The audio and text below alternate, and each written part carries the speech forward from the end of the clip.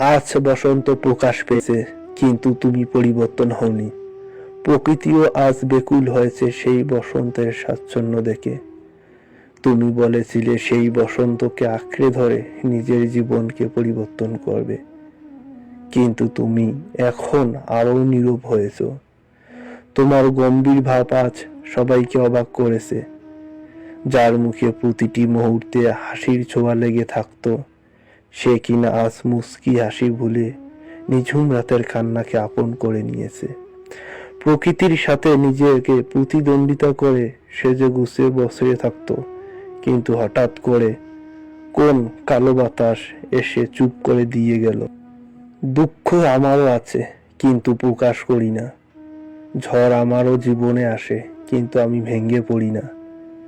নিজেকে সেই শক্ত প্রাচীর দিয়ে পরিবেষ্টিত করেছি, হাজার ঝড় উঠলেও যেন ঝরে না পড়ি। আমাকেও বলতে ইচ্ছা করে, কিন্তু আমি বলি না। সুখ যে সবার কপালে সয় না। হাসনা হেনা আর গন্ধরাজ ফুলের শুধু রাতে সুবাস দিতে জানে। ঠিক তেমনি আমি সারাদিন হাসতে জানি, আর রাতের অন্ধকারে সেই কান্নাকে চেপে প্রকাশ করি। বেলি ফুলের ন্যায় সকালে আবার সকল কষ্ট মুছে ফেলি, হেসে আবার নতুন করে জীবন গড়ি। ঝোপঝাড়ে ডাহুক পাখির ন্যায় আমিও স্বাচ্ছন্দ্য ভাবে বেড়াতাম, কিন্তু সেই কাল বৈশাখী ঝড় এসে উড়িয়ে নিয়েছে সব আনন্দ উল্লাস। রাতের অন্ধকারে প্রদীপের মতো আলো দিতাম, কিন্তু নিজেকে কখনো আলোকিত করতে পারতাম না। হাজারটা সুখের চেয়ে আমি বরং একটি সুখকে আঁকড়ে ধরে থাকতে চাই। শালিক পাখির মতো করে নিজেকে ব্যস্ততা করে তুলব।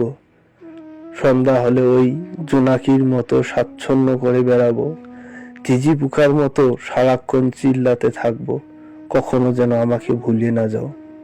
বেকুল মনে আকুল হয়ে সেই মেঘ হয়ে ভেসে বাতাসের সাথে চলবো। কখনো তোমার কান্না করতে ইচ্ছে করলে আমাকে বলিও, সবকিছু ফেলে তোমার মাঝে প্রতিফলিত হব। রূপবতী গুণবতী তোমাকে কখনো বলবো না আমি।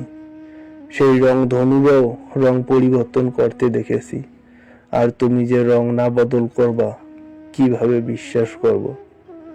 কোকিল পাখির মতো একা একা বাছার সিদ্ধান্ত নেব, মনের সুখে উড়ে বেড়াবো। সুযোগ বুঝে সবার জীবনে প্রতিফলিত হব, আর না হয় ওই ভব নদীর খরস্রোতের কাছে ছুটবো। তাকে কিছু মনের অনুরাগ দিয়ে আসবো, তবুও তোমার মাঝে আমি প্রতিফলিত হব না।